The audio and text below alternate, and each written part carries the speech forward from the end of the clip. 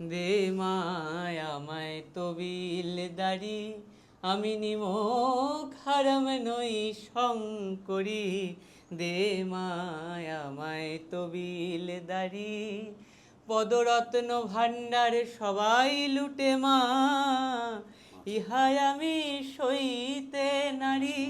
ভাড়ার জিম্মা যার কাছে মা, সে যে ভোলা ত্রিপুরারি। ভাড়ার জিম্মা যার কাছে মা, সে যে ভোলা ত্রিপুরারি। দে মায় আমায় তবিল দাড়ি।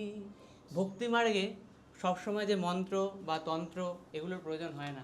গানই, লালন সাহেব বলছে গানই হলো শ্রেষ্ঠ সাধনা। কেউ যদি গানের মাধ্যমেও মাকে ডাকে, তাতেও মা সাড়া দেবে। গান, যারা নাচ করতে ভালোবাসেন নাচ, কারণ স্বয়ং নটরাজ তিনিও নাচছেন, স্বয়ং মহাদেব তিনি বাজাচ্ছেন, তিনি নাচছেন। তাহলে কে বলেছে মাকে শুধু মন্ত্র দিয়ে পাওয়া যায়, মাকে তন্ত্র দিয়ে পাওয়া যায়? আমি বলছি মাকে গানের দ্বারাও পাওয়া যায়। ঠাকুর শ্রী রামপ্রসাদ মাকে তো গানের দ্বারাই পেয়েছিল। মা সবসময় একটা কথা বলেন যে একবার আমাকে মা বলে ডাক। ঈশ্বরকে সর্বক্ষণ মা মা মন্ত্রতন্ত্র কিছু প্রয়োজন নেই।